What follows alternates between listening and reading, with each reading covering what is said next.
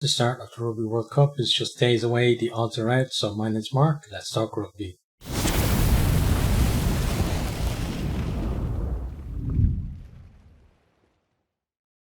Okay, so before we get started, I just want to say that some of you will notice we've got different surroundings, and that's because I'm in Ireland for work purposes. I'm going to be here for the next, basically the foreseeable future, because in Spain it was just really hard to get regular work, that could really, pay the bills and stuff like that.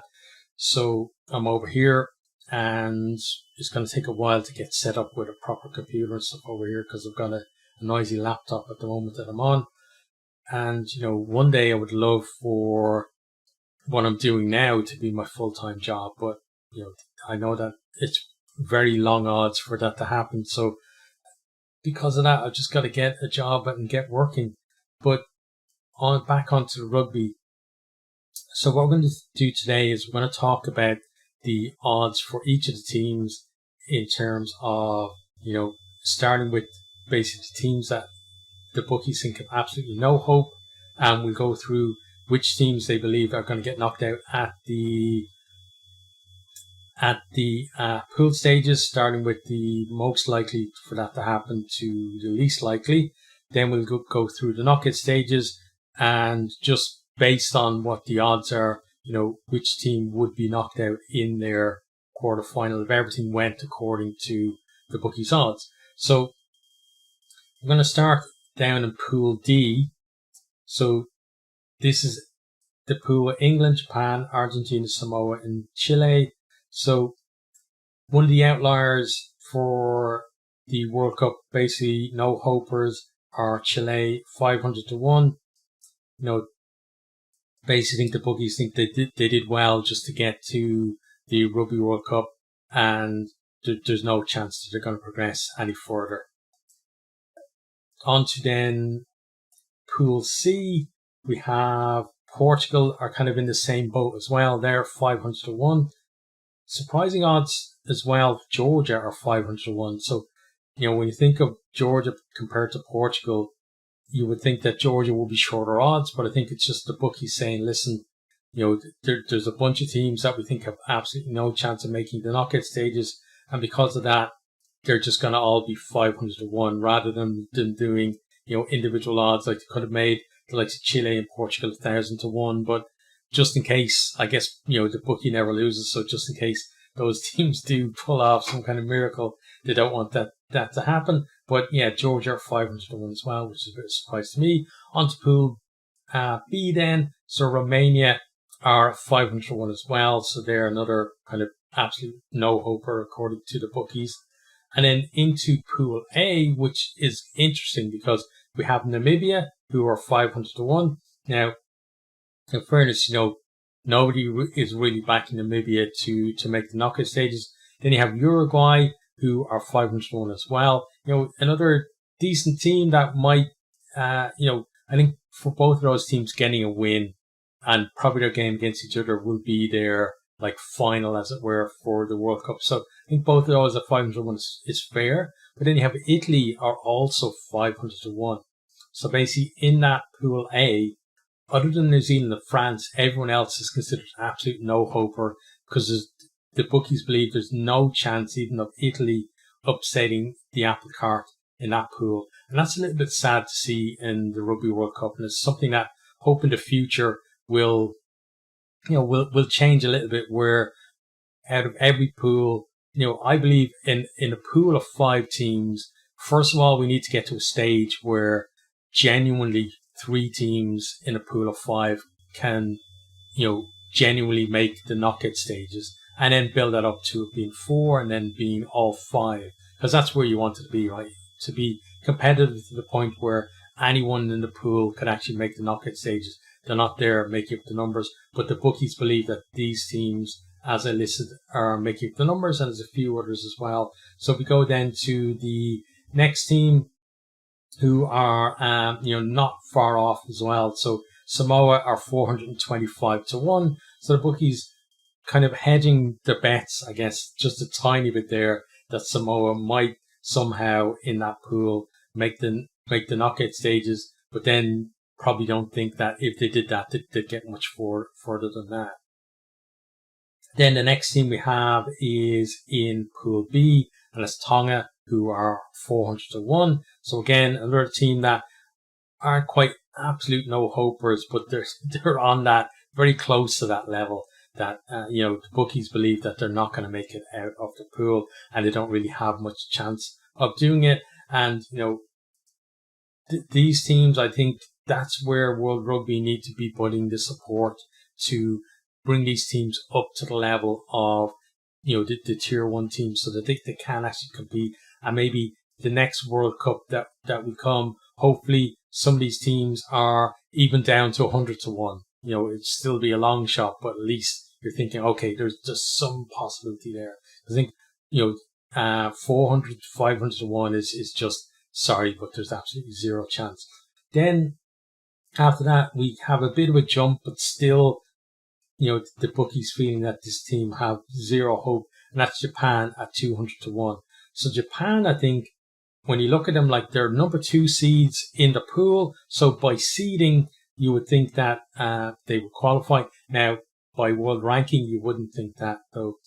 But still, they just have to pull off one decent result against either England or Argentina, and they can make that knockout stages. So to see them at 200-1 is a bit of a surprise. But I thought even, 100-1 or something for them, I think would be fair. But no, they're at 200-1. So another team who they don't feel, even if they make a quarter final, the bookies think that they're not going to a semi-final or anywhere close to the trophy. Next then on the odds, so that's all of Pool D and all of Pool A, like the teams who were eliminated. Then we're on to Pool C, so it's Fiji at 80-1. So Fiji at the moment are the highest ranked team in this pool. So to see them at 80-1, and the bookies feeling that, they're pretty much odds on to get eliminated from the pool, kind of tells you like that, the betting and I guess the odds setters, but also the people who are betting on stuff, don't really feel that Fiji have that much chance. And then the team closest to, possibly causing an upset are Scotland at 35-1.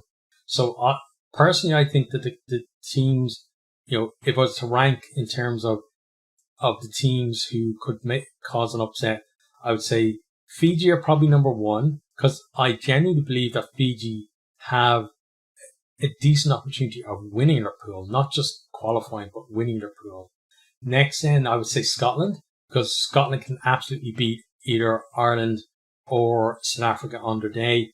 And if they do that, then it's basically, it's possibly going to come down to a shootout of scores against Tonga and Romania, bonus points and stuff like that. So, I think Scotland 35-1 is kind of fair. Personally, for the whole World Cup, I would, I think it's being on that side of the draw as well. I think if Scotland were on the other side of the draw, you'd probably see them at something like, 15-1 or 10-1. Being on this side, the 35-1. And then the other team that I think could cause an upset are Japan, who again, I think should be somewhere, being in that pool. I don't think they're that far behind England and Argentina, although they are on a very poor run of form, so that feeds into that as well. I don't think they're as good as the 2019 team, but that's our pool stages done, and that's the teams eliminated. So we move on then to the quarterfinals. So we start with quarterfinal 1, and it's Australia versus Argentina, and the bookies believe that Argentina are going to get eliminated here because they are 20-1 to win the Rugby World Cup. So that's Argentina eliminated. Australia, they feel, are going to make it to the semi-final. Then quarterfinal 2 is South Africa versus New Zealand. And the bookies believe that the reigning world champions are going to actually lose that one because they are 7-2. And despite, the fact that South Africa had that fantastic record victory against the All Blacks, and not just a record for them, but a record for the All Blacks, record defeat for them. The bookies obviously think that the result in the Rugby Championship is more likely to happen than that result. So South Africa eliminated at that point at 7-2. So 7-2 are pretty short odds for them. I think it's about being on that side of the draw. You know, that a lot of the teams on that side, good teams on that side of the draw, are kind of slightly lower, well, somewhat lower odds at least, than other teams.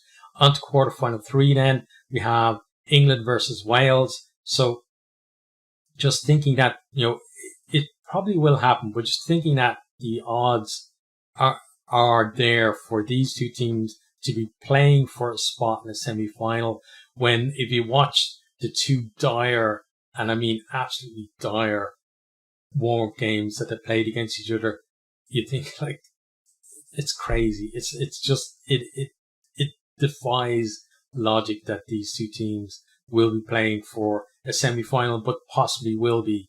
But the bookies feel that Wales are not going to make it to the semi-finals at 30-1, that they're going to be eliminated. Next, then we have quarterfinal 4, which is host France against world number 1 Ireland.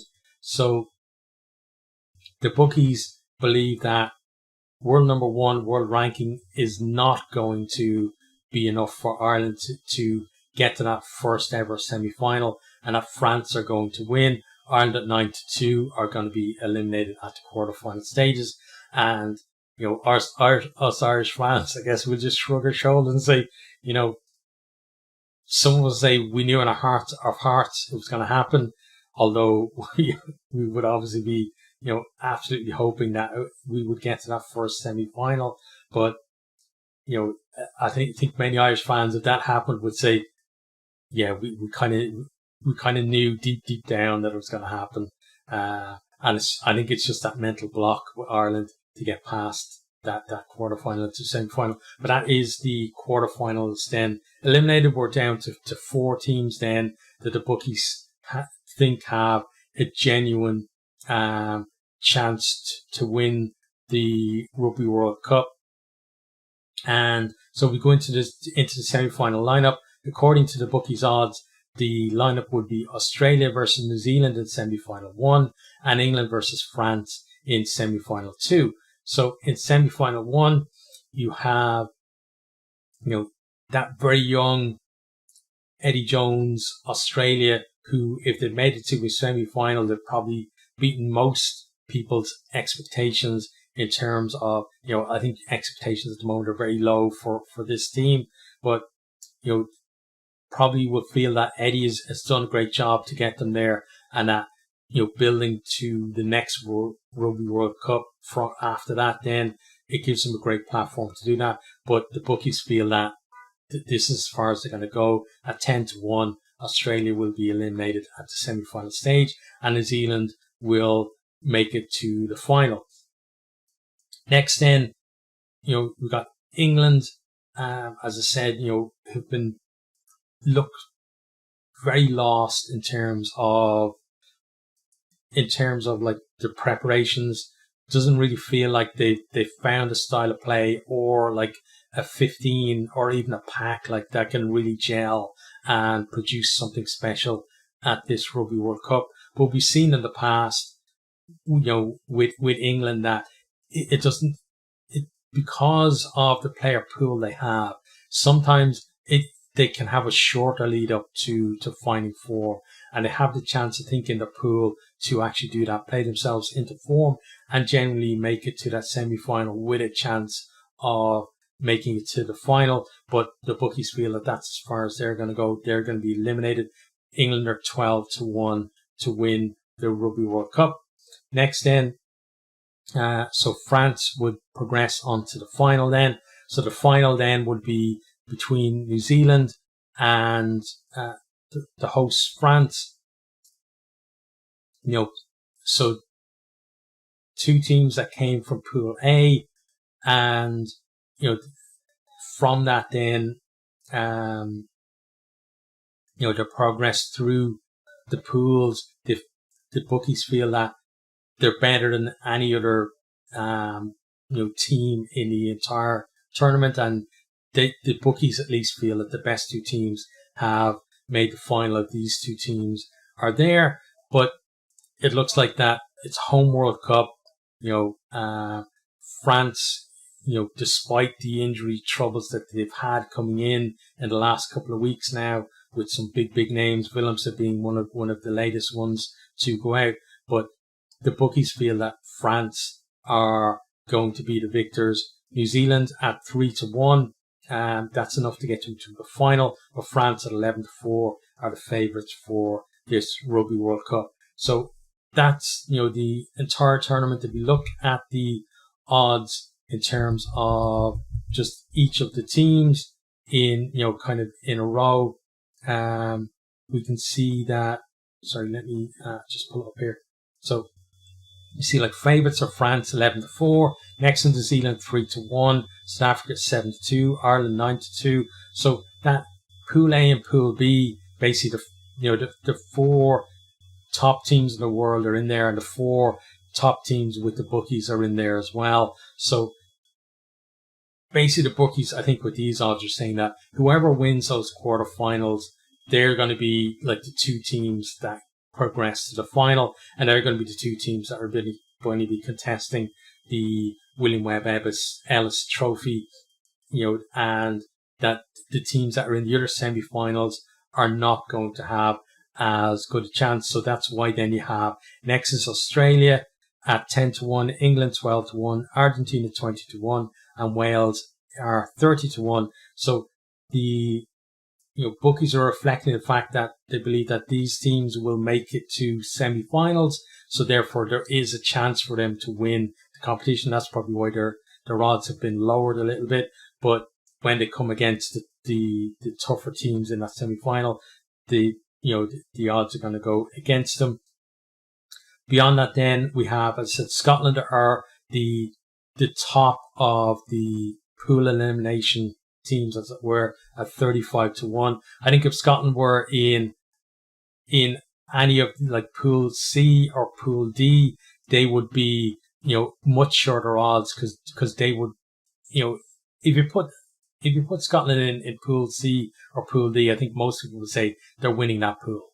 It doesn't matter who you take out, to drop them in. I think most people would say Scotland on current form are better than any of the teams in that side of the draw. And it's just the fact that they're in the pool that they're in, that's why their odds are a little bit longer. But I think that, if they do, it's hard to say cause an upset, because you're talking about the team that are ranked 5th in the world. So it's kind of weird saying that they're causing an upset by beating either South Africa or Ireland, because they're well capable of beating either, or even beating both in their pool. So it's kind of almost a misnomer to say it's an upset, but I guess by the fact that they're longer odds, it is an upset. It just doesn't feel to me like it is.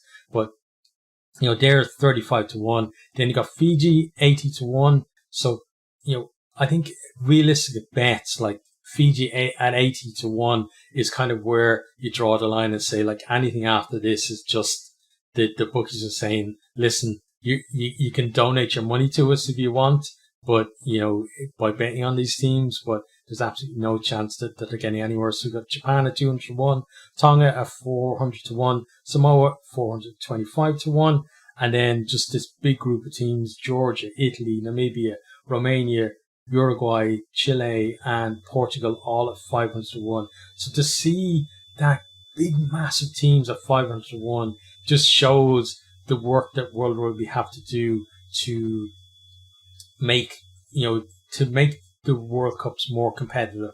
And that's their remit, is to lift these teams up. And a lot of the time they say, oh, it's not up to us.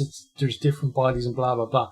But at the end of the day, they're the organization that can actually drive stuff forward like this by getting these teams into tier 1 competitions, or whatever competitions they're in, improving the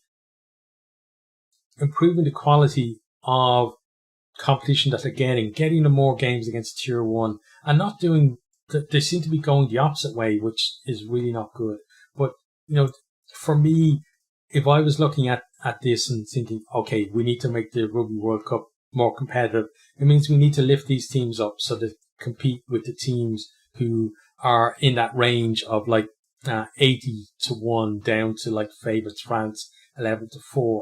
But those are the odds from the bookies. That's how they see the Rugby World Cup playing out. So let me know what you think. Do you think that any of the odds are kind of a bit stingy on some of the teams, or are some of the odds on the other end a bit generous to teams as well?